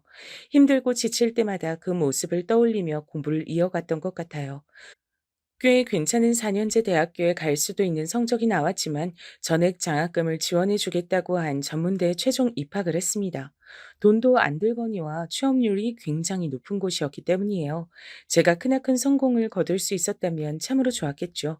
하지만 그런 건 극소수의 이들에게나 이뤄지는 기적인 것 같았어요. 각 분야의 최고 권위자가 되거나 TV에 나오는 유명인들에게 해당되는 얘기였죠. 전 전문대를 나와서 그저 그런 중소기업에 들어갔습니다. 취업 준비 기간이 따로 들지 않았다는 게 그 전문대를 나온 최고 장점이었던 거예요. 별로 안 친했던 대학 동기들은 노는 것에 맛을 들여서 각자 이상하게 살기 시작했습니다. 대부분이 일찍 사고를 쳐서 혼전 임신으로 결혼을 했다거나 쉽게 돈을 벌기 위해 불법적인 요소가 섞인 일을 시작했다가 폐가 망신을 당하거나 그런 식이었죠. 그래서 전 그들의 경우를 보며 무조건 평범한 길을 추구했습니다. 연애도 쉽사리 하지 않았고요. 평범하게 일상을 살면서 돈을 벌고 저축하고 그러면서 살았어요. 우리 유진이도 이제 슬슬 결혼할 때가 된 것 같은데 짝은 아직이야? 엄마, 일찍 결혼한 애들 중에 결혼 생활이 행복해 보이는 애가 단 한 명도 없더라. 지금 남자친구가 나쁘진 않은데 결혼할 정도인진 확신이 없고 금전적인 부분도 걸리고. 그래서 결혼은 아무래도 골치가 아픈 것 같아. 적당히 연애만 하는 게 최고야. 그렇구나. 하긴 네가 보통 야무진 게 아니니까 알아서 잘 생각해서 판단하겠지. 엄만 우리 딸이 행복하기만 하면 돼. 결국은 그걸 원하는 거야. 엄마께서 그렇게 말씀하셨을 때 바보 같았던 저도 엄마가 행복하기만 하면 된다는 본심을 속 안으로만 삼켰습니다. 어렸을 때도 죄송하다는 사과를 입 밖으로 꺼내지 못하고 속으로만 웅얼거렸던 나쁜 습관이 그대로 남아 있었던 거예요. 이래서 3살 버릇이 80까지 간다고 하는 걸까요? 나이가 들어서도 어엿한 사회인이면서도 전 엄마 앞에선 어딘가 철없이 구는 면모가 남아 있었던 듯 싶네요. 엄마를 향해 내심 죄송하게 생각하는 부분들이 많으니까 속으로 찔려서 괜스레 겸연쩍게 군 것이죠. 이런 제 자신을 진정으로 후회하게 되던 땐 엄마가 쓰러지신 후였습니다. 병원에서 한참을 검사를 받았어요. 그럼에도 원인이 안 나와서 서울의 대학병원을 전전한 끝에 희귀병이라는 허무하고도 절망스러운 진단을 받았습니다. 계속 건강 상태가 악화될 일만 남았는데 뚜렷한 치료법은 아직 안 나와 있고 정기적으로 병원 다니면서 때마다 적절한 약을 쓰는 수밖에 없다고 했어요. 와, 진짜 어쩜 이렇게 한 사람의 인생이 이 지경으로 기구할 수가 있을까 싶어서 엄마를 향해 인간 대 인간으로서 너무 안쓰러운 마음이 들었습니다. 게다가 하나밖에 없는 자식도 고작 저 같은 인물이었죠. 너무 죄송해서 돌아버릴 것 같았어요. 그 날로부터 딱 반년 뒤에 전 결혼식을 올렸습니다. 만나던 남자친구하고 결혼을 해버린 거예요. 살다 보니까 은근히 부모님 건강 문제라든지 그런 것 때문에 결혼을 서둘렀던 사람들이 꽤 있더군요. 저도 그 경우에 해당이 됐습니다. 남편하고 제가 둘 다 나이가 30대였고 만난 지도 꽤 됐으니 언제고 결혼 얘기가 나와도 이상하지 않은 상황이었으나 이상하리 많지 둘 다 결혼엔 미지근한 태도였던 것 같아요. 그럴 만도 했던 게 전 결혼에 썩 긍정적인 입장이 아니었고 남편은 양친이 안 계셨습니다. 별로 결혼에 대한 좋은 생각을 하면서 자라날 환경이 아니었던 겁니다. 날 낳아준 엄마란 사람이 자식들 버리고 집을 나갔을 때가 내가 9살이었고 내 동생 녀석이 고작 5살 때였어. 그래서 난 내 동생을 생각하면 조금 짠한 마음이 들어. 나는 어쨌거나 엄마하고 이런저런 추억이 남아 있는데 동생은 어렸기 때문에 기억이 남은 것도 아무것도 없다고 하거든. 그냥 집안에 남아있던 사진 몇 장으로만 엄마를 본 게 다였어. 내가 하필 사춘기를 좀 호되게 겪어가지고 동생 녀석하고 별로 안 친하게 서먹한 형제 사이로 큰 것 같아서 그게 나이 먹고 나니까 되게 마음에 걸리더라. 아휴, 난 동생만 생각하면 불쌍하고 미안해. 남편에겐 남동생이 하나 있었습니다. 남편이 사춘기 시절에 많이 방황하고 그럴 때 시동생은 아직 초등학생이었으니 형제 사이에 잘 통하는 게 없었던 모양이에요. 그리고 남편은 성인이 된 이후로 자기 혼자 멋대로 살았기 때문에 시동생은 알아서 중학교를 다니고 또 고등학교까지 나와야 했습니다. 참고로 형제의 부친 되시는 제 시아버지께선 시동생이 고등학교를 졸업하기 직전에 돌아가셨다고 해요. 간 쪽이 안 좋아져서 갑자기 그렇게 되셨다네요. 그 이전에도 일은 거의 안 나가시고 술, 담배만 지독하게 해대시며 입만 열면 세상에 대한 비관을 늘어놓는 게 전부셨다고 하니 남편이 어째서 부모에 대한 애틋한 마음이 없을 수밖에 없는지 이해가 갔습니다. 남편은 20대 후반에 들어서 인맥을 통해 꽤 괜찮은 회사에 들어갔다가 그때부터 마음 완전히 다잡고 열심히 일을 하면서 인생을 성실하게 사는 맛을 깨우쳤다 그랬어요. 그러면서 저와 연애도 하게 됐던 것이고요. 남편이나 저나 돈을 많이 모으고 풍족하게 살 조건들은 아니었죠. 어찌 보자면 수준이 아주 비슷했습니다. 그래서 만나는 동안 서로 불편한 게 없었고 서로가 엇비슷하다고 생각했기 때문에 결혼을 별로 입에 올리는 바가 없었습니다. 결혼이 인생을 더 나은 곳으로 이끌어줄 선택지라는 확신이 크게 없었기 때문입니다. 하지만 전 엄마의 희귀병 앞에서 조급해졌고 결혼을 했습니다. 막상 하고 나니까 예상보다 마음이 편안해서 놀랐어요. 이래서 다들 결혼을 하고 사는구나. 결혼하기 전까진 아무리 잘 사귀고 있어도 그냥 교제를 하는 상대일 뿐이었는데 결혼을 하고 나니까 이 남자가 내 가족이 됐어. 이제 남이 아닌 거야. 진짜로 나에게 가족이 하나 더 생긴 거야. 엄마뿐이었던 저의 인생이 다른 가족이 하나 더 생겼다는 실감이 났을 때부터 왠지 모르게 남편의 존재가 더욱 소중하게 여겨졌습니다. 좋아하는 마음은 좋아한다고 말을 뱉고 난 이후부터 진짜로 시작된다는 표현을 들어보셨나요? 제가 마치 그런 현상을 겪고 있었어요. 결혼 전엔 진지한 생각이 없었지만 결혼을 하고 나니까 많은 것들이 귀중하고 애틋하게 여겨졌습니다. 남편에게 최선을 다하며 잘 살아보겠다는 다짐이 저절로 들더군요. 그리고 저에게 새로 생긴 가족은 남편뿐만이 아니었어요. 남편의 유일한 형제인 제 시동생도 해당이 됐고요. 거기에 또 한 명이 더 있었습니다. 시동생의 아내, 제 동서였습니다. 제가 느끼기론 제 남편은 말로만 불쌍하고 미안한 내 동생이라고 하는 거지 막상 행동으로 그것을 드러내는 사람이 아니었어요. 그렇게 할 수 있을 정도로 유연하고 부드러운 사람이 못 됐습니다. 오래 사귀어 봤기 때문에 제가 그런 부분들은 잘 알았죠. 속으로나마 자기 동생을 진짜로 애틋하게 여기는 건지 아닌지도 솔직히 확신이 없었고요. 사람 자체가 잔정이 깊은 스타일은 절대로 아니었어요. 암튼 남편이 자기 동생하고 그저 그렇게 지내는 형국인데 제가 뭐라고 시동생과 절친하게 지내겠나요? 딱히 그럴 건덕지가 없었죠. 시동생이 하도 내향적이고 내성적이며 낯을 가리는 사람이기도 해서 제가 먼저 다가가기도 굉장히 머쓱해졌습니다. 형하고 동생이 그렇게 다르더라고요. 남편도 그렇게까지 말수가 많은 사람은 아닌데 시동생은 자기 형이 말 10마디를 할 때 자긴 간신히 한마디 하는 축이었죠. 여러분, 대리효도라는 말을 혹시 한 번쯤 들어보셨을까요? 결혼하기 전엔 부모한테 제대로 된 효도 한 번을 안 하다가 결혼하고 나서 자기 배우자를 향해 우리 부모한테 효도 좀 해라. 이렇게 강요하며 기대하는 현상을 말합니다. 제가 또 시부모님이 안 계신 입장 아니었겠어요? 제가 대리효도를 강요당할 전제 조건 자체가 존재하지 않았는데 참 희한하게 남편이 저한테 그런 걸 기대하더라고요. 부모가 없으니까 자기 동생을 대상으로요. 당신이 상인이한테 휴무 언제냐고 전화 좀 해봐. 또 내가?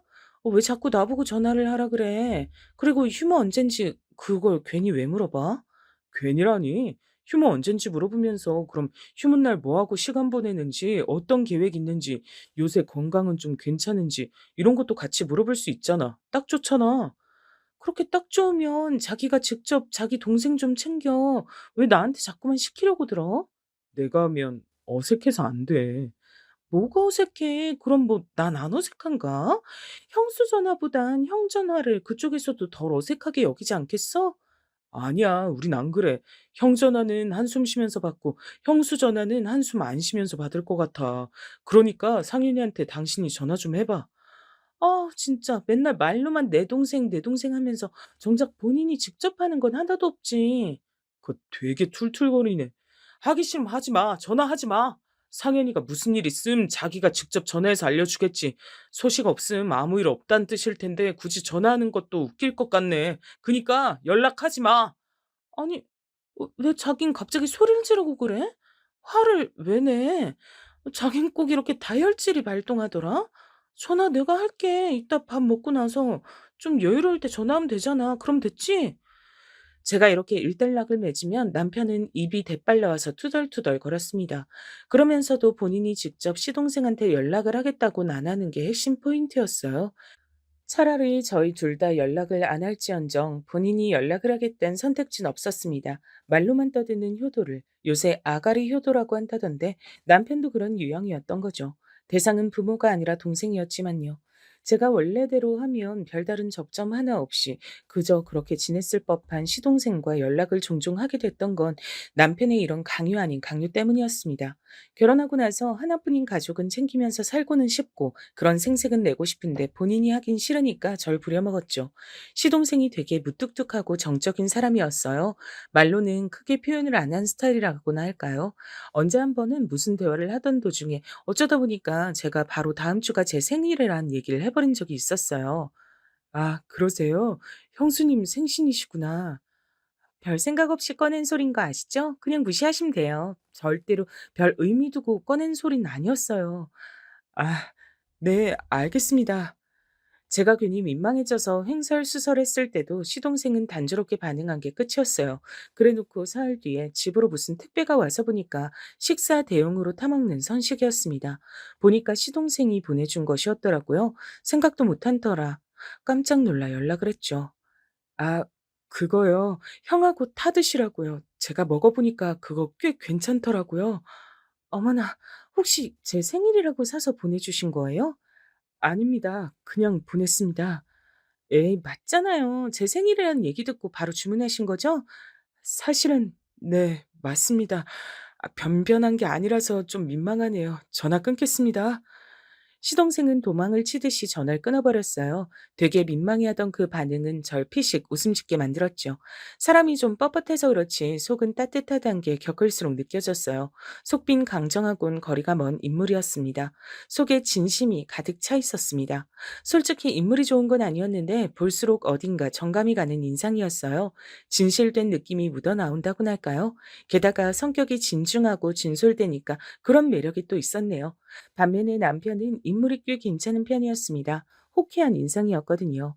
이런 걸 두고 남편은 시덥지 않은 소리를 종종 뱉었습니다. 당신, 내가 살면서 가장 많이 들어온 소리가 뭐였는 줄 알아? 글쎄, 잘 모르겠는데? 바로 형만한 아우 없단 소리야. 그런 소리를 피식피식 웃으면서 뱉던 꼬라지가 절 어이없게 만들었습니다. 본인이 시동생보다 하여간 더 잘났다고 생각하고 있었죠. 이런 성격의 남편과 진중하고 사뭇 진지하기까지 한 시동생은 서로 잘 맞지 않았습니다. 두 성격이 아예 상극에 가까웠죠. 그래서 만약 시동생만 있었다면 제가 별로 그렇게까지 그쪽과 교류하며 잘 지내는 일은 없었을 거예요. 동서라는 존재가 있었기 때문에 연결고리 역할이 됐습니다. 제가 타고나길 친화적인 성격은 아니에요. 빨리 철이 안 들어서 엄마를 향해 모진 소리를 다 뱉으며 큰 것만 봐도 알 수 있듯이 말입니다. 그런 제가 처음부터 동서는 마음에 들어 했어요. 첫눈에 들어오는 동서의 특색이 있었기 때문입니다. 동서는 한쪽 다리를 살짝 저는 사람이었어요. 그리고 한쪽 볼 아래쪽에 화장으로도 미처 다 가려지지 않는 자국이 있었죠. 그게 화상 자국이라고 하더라고요. 어렸을 때요. 저희 부모님이 맞벌이로 일을 하시다 보니까 무척 바쁘셨는데, 그래서 친척 집에 잠깐 맡겨졌던 시절이 있었어요. 그런데 하필 그때 친척 집에 화재가 났던 거예요. 워낙 어렸을 때였으니까 그때 기억이 선명하진 않아도 많이 다쳐서 고생했던 것만은 생생하게 머릿속에 남아있네요. 아프다고 자주 울었던 것 같아요. 세상에, 동서 너무 안 됐다. 얼마나 아프고 힘들었을까. 친척들이 일부러 집에 불을 지른 건 아니라고 하지만 그래도 혹시 같이 살던 친척들이 원망스럽진 않았어? 나였다면 친척들도 원망스러웠을 테고 날 거기다 맡겨둔 부모님도 미웠을 것 같아. 음, 아니요. 별로 그런 원망은 안 해봤어요. 그냥 제가 남들보다 조금 운이 나쁜 사람이라고만 생각하면서 살았어요. 민망하게 웃어 보이던 동서의 얼굴은 위쪽에서 바라보면 화상 자국이 전혀 보이지 않아 어여뻤습니다. 하지만 화상 자국이 보이는 방향에서 바라보더라도 전 예쁘다고 생각을 했었어요. 빼어난 미인은 아니었어도 동서는 뭔가 청순한 느낌이 있는 여자였습니다. 그리고 조용한 미소를 잘 짓는 사람이었고요. 화재에 휘말려 크게 다쳤던 동서는 한쪽 다리의 통증을 이따금씩 느끼게 됐대요. 그래도 그걸 대수롭지 않게 여기며 지냈는데 시간이 지나면서 그게 문제로 번졌고 그쪽 다리를 조금 절게 됐던 겁니다. 특히나 중학교 시절부터 하필 다리가 그렇게 돼서 사춘기 때 마음고생을 알게 모르게 많이 한 모양이었어요. 친구들 사이에서 저에 대한 뒷말이 나오는 거, 비웃음이나 놀림당하는 거, 이런 거 나중 되니까 인이 박혀서 참을 만했던 것 같아요. 시간이 좀 지나서 일전에 절 놀렸던 친구들이 저에게 다가와서 전엔 미안했다고 사과를 한 경우도 있었고요. 그래서 버틸만 했는데요. 저희 부모님 앞에서 아무렇지 않은 척 싹싹하게 구는 거, 그게 가장 힘들었던 것 같네요. 저 때문에 힘들어하실까봐. 전 그 앞에서 한 번도 힘들다는 내색을 못하면서 살아왔어요.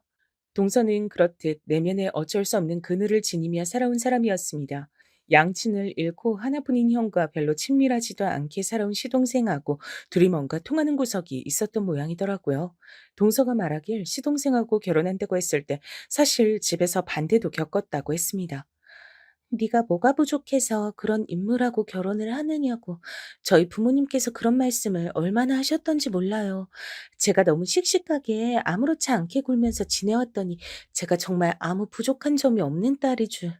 그 두 분은 어느새 착각을 하게 되신 모양이었죠. 기분이 참 씁쓸하더라고요. 그래도 자식 이기는 부모 없다고 결혼 허락해 주셔서 제가 이렇게 지내고 있으니 정말 다행이죠. 조용하고 재미없긴 해도 저만 바라봐주는 남자하고 결혼해서 전 행복해요. 결혼 잘했다 싶어요. 그랬구나.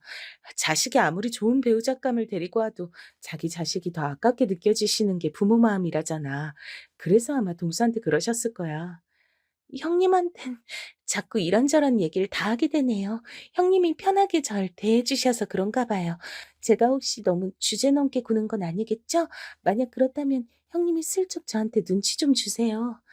절대 아니야. 나야말로 동서가 너무 편하고 좋은데 나한테 만약 여동생이 있었다면 꼭 동서 같은 존재였을 것 같아. 아, 저도요.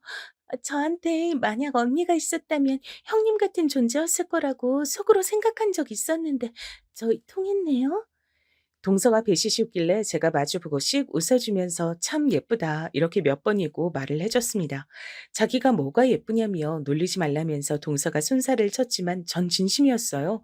동서가 참 예뻐 보이더라고요. 동서를 보면서 난 왜 이렇게 우리 엄마 생각이 날까? 후회되는 내 어린 시절들이 왜 이렇게 떠오를까? 저는 다리를 절뚝거리면서 걷고 한쪽 팔이 불편해서 잘 쓰지 못하는 그런 친정 엄마를 둔 사람이었으니까요. 처음부터 아픈 구석이 있는 동서가 전혀 낯설지 않고 익숙하게 느껴졌던 겁니다. 이제는 희귀병까지 앓고 계시는 엄마를 생각하기만 해도 가슴 한켠이 뻐근해지곤 했는데 그 감각은 아마 죄책감의 연장선일 듯 싶었습니다. 그래서 전 동서에게 잘 대해주고 제 모습을 통해서 과거 어린 시절에 절 채찍질하고 있었던 걸지도 몰라요. 동서가 저에게 자기 얘기를 많이 해주었던 만큼 저도 제 얘기를 많이 나눠줬습니다. 결코 아무 데서나 떠들 법하지 않은 집안 얘기를 서로 주고받다 보니까 금방 저희 사이는 돈독해졌죠. 전 제 친동생이 생겼다고 여기며 동서에게 잘해줬고 동서는 절 자신의 친언니처럼 여기며 잘 따랐습니다. 오죽하면 남편이 그걸 두고 몇 번 저에게 핀잔을 주었을 정도였죠. 하루는 저에게 이런 소리를 하더라고요. 누가 보면 둘이 친자매고 나랑 상현이가 동서관계인 줄 알겠어. 내가 동서하고 사이좋게 잘 지내면 좋을 일이지. 자긴 왜 못마땅한 기색이야? 혹시 질투라고도 해? 질투는 무슨 별 희한한 소리를 다 하고 있네. 그게 아니라 재수 씨가 솔직히 좀 사람이 약간 그렇잖아. 약간 그렇다니? 뭐가 그렇다는 거야? 알아듣고도 괜히 나한테 반문하는 거지? 재수 씨 몸이 좀 그렇잖아. 걷는 것도 좀 그렇고 얼굴도 한쪽에 화상 자국이 제법 크게 있고 여러모로 좀 그런 사람인데 당신이 그렇게 재수 씨하고 금방 친해질 줄 난 몰랐지. 재수 씨는 딱 보니까 성격도 너무 조용하더만. 상현이하고 둘이 부부가 무슨 아주 판박이야. 글쎄, 동선 내 앞에서 말도 잘하고 별로 안 조용한데 천천히 걸으면 다리 저는 것도 크게 표시 안 나고 화장 진하게 하는 날이면 얼굴에 화상 자국 있는지 없는지 언뜻 보면 헷갈릴 정도야. 그런 사람인데 뭐가 어떻다고. 당신은 말을 그렇게 하냐. 웃긴다. 당신이 이러니까 동서가 당신 앞에선 일부러 조용하게 구는 거 아닐까? 뭐라고? 하여간 성질머리가 이렇게 얌전하지 못해서야. 당신이 이러니까 내가 재수 씨하고 친한 게 신기한 일이라고 보는 거야. 극과 극인데 어떻게 어울려 지내지? 자기가 잊은 게 하나 있는 모양인데 우리 엄마. 아, 맞다, 장모님. 좀 여러모로 불편하신 분이었지? 재수 씨하고 같은 소속이네. 그러게, 이제 이해가 간다. 남자들은 원래 저렇게 배려심 없이 말을 찍찍 뱉는 건가 싶었습니다. 같은 소속이라고 표현을 하는 것도 너무 사람이 저급해 보였어요. 제가 결혼해서 잘 지내고 있다며 엄마께서는 이 점을 뿌듯해 하셨고 그 덕에 언제 죽어도 여한이 없다고 말씀하실 정도였지만 솔직히 저는 남편을 사랑하는 것과는 별개로 시간이 지날수록 인간적인 실망을 많이 느꼈습니다. 남편이 너무 세상을 바라보는 시간이 편협한 인물 같았고 말을 막 하는 경향이 있었기 때문이에요. 연애를 오래 했는데도 결혼하기 전엔 이런 부분을 크게 눈치채지 못하는 게 놀라울 따름이었습니다. 시동생하고는 워낙 오래 정감 없이 지내온 형제 사이라서 별 수 없다고 쳐도 동서한테만이라도 만나면 인사하느라도 다정하게 하고 태도를 좀 상냥하게 해달라고 이런 말을 제가 굳이 남편한테 해서 알려줘야 했어요. 그렇게 안타 이르면 남편은 계속 동서하고도 정남이 하나 없이 지낼 게 뻔했습니다. 그리고 전 저의 이런 행동을 뒤에 가서 후회하게 됐죠. 그런 후회하기 전에 비극적인 일이 먼저 닥쳤습니다. 시동생이 하루아침에 세상을 떠난 겁니다. 심장마비였어요. 어떻게 이런 일이. 아주 어릴 때 얼핏 외가 쪽에 심장마비로 돌아가신 어른이 두 분 계셨다고 듣긴 했는데 내 동생이 하필 심장 약한 걸 물려받았었나 보구나. 불쌍한 내 동생. 상현아, 형이 미안하다. 시동생의 영정 앞에서 남편은 보는 사람들이 숙연해져서 모두 고개를 떨굴 정도로 오래도록 오열을 했습니다. 동서는 핏기 하나 없이 초췌한 얼굴로 가만히 있었어요. 밀랍 인형 마냥 생기가 하나 없었습니다. 동서, 어떡해. 괜찮냐고 물어봤자 소용없는 거 아는데, 그래도 괜찮냐고 물어볼 수밖에 없어서 내가 동서한테 미안하다. 형님, 아니에요. 괜찮아요. 저, 정말로 괜찮아요. 이대로 삶을 포기할 것도 아니니까 조금만 더 괴로워하고 조금만 더 힘들어하다가 마음 다 잡고서 열심히 살아볼 거예요. 그래, 동서. 잘 생각했어. 서방님도 하늘나라에서 분명 동서가 잘 살길 바라실 거야. 꿋꿋하게 삶에 대한 의지를 다지는 동서를 보며 전 다행이라 생각했습니다. 젊은 나이에 세상을 떠난 시동생도 남겨진 동서도 모두 불쌍해서 가슴이 아팠어요. 동서는 먼 지역으로 가서 조용히 마음을 달래며 지내겠다고 했습니다. 언제까지 그럴지 모르겠으나 조용히 살다가 다시 기지개를 켜고 싶은 마음이 들면 그때가 돼서 저에게 연락을 하겠다고 했어요. 전 동서의 선택을 응원해주며 아쉬운 마음 가득한 채로 헤어짐의 인사를 주고받았습니다. 부디 동서를 다시 만나는 게 그리 오래 걸리지만은 않길 바랄 뿐이었죠. 그리고 전 그 이후에 남편과 이혼을 했어요. 남편이 저와 이혼을 강력하게 원했기 때문입니다. 난 더 이상 아무하고도 같이 살고 싶지 않아. 결혼 생활도 너무 지겨워. 엄마 같지도 않은 인간, 아버지라고 부르기 싫었던 인간, 불쌍한 내 동생까지 모든 게 다 거지 같아. 그렇다고 해서 왜 나하고 이혼을 하겠다고 해? 결혼이 장난이야? 이혼이 장난이야? 만약에 장모님이 희귀병에 걸리지 않으셨다면 당신이 나하고 결혼을 했을까? 뭐, 뭐라고? 갑자기 그런 소린 왜 해? 지금까지 말은 안 했지만 속으로 항상 생각해온 거였어. 당신이 과연 그런 상황이 오지 않았다 하더라도 나하고 결혼을 했을까? 난 아니라고 보는데. 나를 정말로 사랑하긴 하는 건지, 그냥 적절한 결혼 상대, 그 이상 그 이하로도 보지 않은 건 아닐지, 그런 의심이 계속 들었거든. 남편이 그 말을 하자마자 제가 뺨을 때렸습니다. 집안의 정적이 감돌았고 그 차가운 고요함이 저희 부부의 끝을 표현하는 듯 했습니다. 전 남편을 용서할 수가 없었어요. 제가 여태껏 결혼 생활에 얼마나 충실하며 제 마음을 다하며 남편을 평생의 동반자라고 여기며 살았는데 고작 그딴 의심이나 받고 있었단 게 모욕적이었습니다. 그리고 남편은 저에게 뺨을 더 맞아줄 수도 있으니까 제발 이혼이나 해달라 그랬죠. 제가 대답을 안 하자 제 앞에서 무릎을 꿇으며 거듭 이혼 의사를 밝혔습니다. 이렇게 병들어버린 결혼 생활, 더 이어가봤자 무슨 소용이 있겠나 싶어 이혼을 해줬습니다. 남편에겐 미련이 없었는데 엄마에게 죄송해서 면목이 없었어요. 엄마, 미안해. 내가 또 나답게 굴어버렸어. 잘난 거 하나 없고 잘해낸 거 하나 없는 그런 나다운 모습을 엄마한테 또 보여주고 말았네. 남들 다 하고 사는 결혼, 그거라도 잘 해낼 줄 알았건만 내가 스스로를 과대평가했나 봐. 유진아, 괜찮아. 실패해도 괜찮고 쓰러져도 괜찮아. 우리 유진이 뒤에서 엄마가 다 지켜보고 있어. 네가 쓰러지면 얼른 달려가 일으켜 주려고 준비 중이고 네가 실패하면 얼른 어깨 두드려 주면서 다시 해보란 용기 불어넣어 주려고. 엄마는 항상 그런 준비가 되어 있는 채로 사는 사람이야. 그니까 이번에도 괜찮아. 우리 유진이 잘했다. 그동안 애썼다. 그 앞에서 제가 어린아이처럼 울고 말았습니다. 전 죽는 그날까지 엄마의 발끝도 따라잡지 못할 것만 같았어요. 위대하고 또 위대한 엄마란 든든한 버팀목. 그 덕분에 제가 시동생의 갑작스런 죽음부터 연락을 끊고 멀리 가버린 동서와의 이별, 그리고 당혹감과 상처가 가득했던 이혼이란 과정을 다 힘들게 지나왔음에도 멀쩡히 잘 지낼 수 있었던 것 같아요. 희귀병을 앓고 계신 엄마를 위해 제가 멈출 수 없는 노릇이었기에 열심히 일도 다니다 보니까 제 일상이 한결같이 이어졌고요. 그렇게 살다 보니 지난 일들에도 자연스레 묻은 마음이 들었습니다. 때때로 동서가 생각나서 잘 지내려나 싶은 궁금증과 염려가 동시에 들었죠.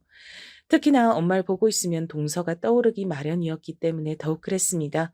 그러던 어느 날 제가 정말 우연히 동서의 소식을 접하게 됐습니다. 이 세상에 영원한 비밀은 없다고 하던데 그 표현이 정말 맞더라고요.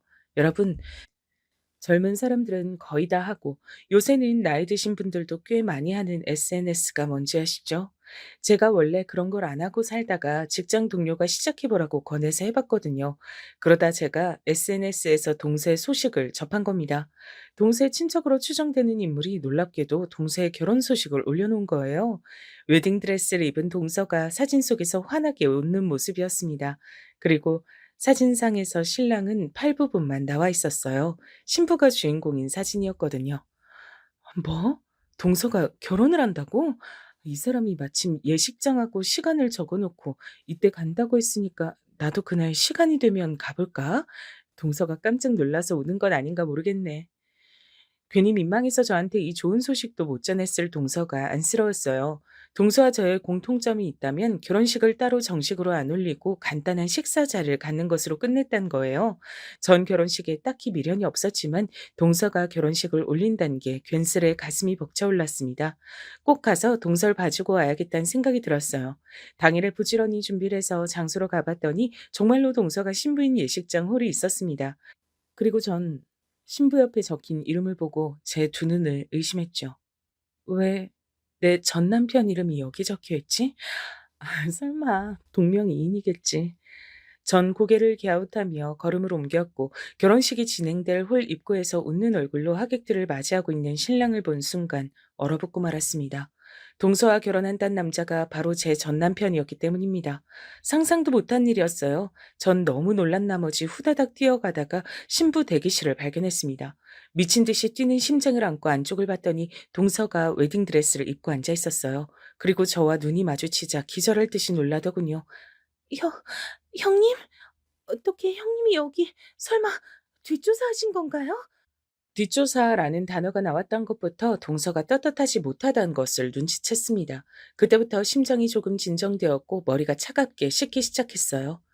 아니, 믿을지 모르겠지만 100% 우연으로 동서 소식 접하고 여기 오게 된 거야. 근데 동서 오늘 누구하고 결혼해? 설마 내가 잘 아는 사람 아니겠지? 형님, 죄송해요. 어쩌다 보니 이렇게 되고 말았습니다. 사람 마음이란 게 생각처럼 움직이는 게 아니잖아요. 죄송하니까 너그럽게 봐주세요. 오늘 결혼식 날이잖아요. 조용히 가주시면 제가 다음에 연락드리고 찾아뵐게요. 뭐? 죄송하니까 봐달라고? 와, 진짜 어이가 없다. 내가 알던 동서가 맞아? 사람이 아주 딴판인데 지금까지 연락 한 통 없었고 내 전 남편하고 결혼 준비를 하고 있었으면서 잘도 다음에 연락을 주겠다. 그 말을 지금 나보고 믿으란 거야? 어떻게 자기 죽은 남편의 형하고 결혼할 마음이 들었어? 아니, 이게 지금 가능하기나 한 일이야? 세상 사람들한테 돌팔매질 당하고 쌍욕 먹을 결혼이야, 이거. 근데 뭐가 그렇게 자랑스러워서 결혼까지 올려? 왜요? 전 결혼식 올리면 안 돼요? 얼굴에 화상 자국 있고 다리 좀 절면 결혼식도 올리면 안 되나요? 혼인신고할 생각도 딱히 없고 그냥 결혼식 올린 다음에 둘이서 알콩달콩 살고 싶은 마음이었어요. 이게 그렇게 큰 욕심도 아니잖아요. 세상에 이해? 필요 없어요. 갑자기 눈빛이 돌변한 동서의 얘기를 듣고 전 어릴 적에 어떤 어른께서 저에게 해주셨던 말씀이 떠올랐습니다. 몸이 불편한 사람들이 대체로 갖고 있는 것, 바로 그것을 저희 엄마께선 희한하게 가지고 계시지 않아 그것이 신기하고 존경스럽다는 얘기였어요. 그건 바로 자격지심이었습니다. 전 지금 동서의 얼굴에서 자격지심을 보고만 참이었어요. 동서, 이거 하나만 좀 물어보자. 왜 하필 그 인간이야? 왜 내 전 남편 같은 인간이냐고. 동서한텐 시숙이었잖아. 근데 왜 이런 추잡한 관계를 맺을 생각을 한 거야? 그 인간이 먼저 동서한테 수작을 부리던? 그 인간이 동서 보고 몸 불편한 사람이라고 얼마나 낮잡아 봤었는데. 동서, 만약에 속은 거라면 정신 차려. 절 바보로 하시네요. 수작질에 넘어가는 바보라고. 형님이야말로 전 약 보고 계시는 중이네요. 형님, 이런 판국이니까 솔직하게 말씀드릴게요. 전 오빠가 잘생겨서 좋았어요. 당당하고 활기차서 좋았어요. 저도 그런 남자랑 결혼해서 살아보고 싶었어요. 형님처럼 두 다리 멀쩡하고 얼굴 피부가 매끈한 사람만 그런 남자랑 결혼하는 법이 있어요? 동서가 씩씩거렸고 전 기가 막혀서 말문이 턱 막힌 채로 허탈하게 웃으며 돌아섰습니다. 동서는 혹시 제가 깽판이라도 칠까봐 불안한 눈빛으로 절 끝까지 주시했죠. 전 이 황당한 상황을 정리하고 싶어 일단은 화장실에 들어갔어요. 근데 세면대 앞에 있던 여자들이 대화를 주고받고 있었습니다. 듣자 하니까 다들 하객 알바를 하러 온 모양이었죠. 그럼 그렇지 떳떳하지 않은 결혼식이라 죄다 하객 알바를 고용한 것이었습니다. 이제 어떻게 해야 하는지 고민하던 저는 문득 화장실에 장애인 전용 칸을 바라보다 친정 엄마를 떠올렸습니다. 갑자기 오늘 이 순간을 후회로 남기고 싶지 않아지더라고요. 고장 나가서 홀 안에 신랑 측 하객들을 살펴봤어요. 이쪽도 하객 알바로 가득했지만 느낌상 전 남편의 직장 동료들로 추정되는 인물들도 꽤 있었습니다. 직장 동료들 앞에서 결혼식을 올릴 생각으로 뿌듯한 미소를 짓고 있는 전 남편을 슬쩍 쳐다본 뒤 전 예식장 밖으로 나가 케찹을 구입했습니다. 토마토 케찹 2개를 구입해서 그걸 들고 성큼성큼 예식장 홀로 들어섰죠.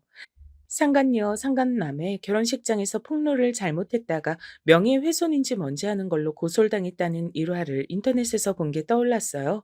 그래서 전 제가 할 수 있는 선 안에서 최선을 다하기로 했습니다.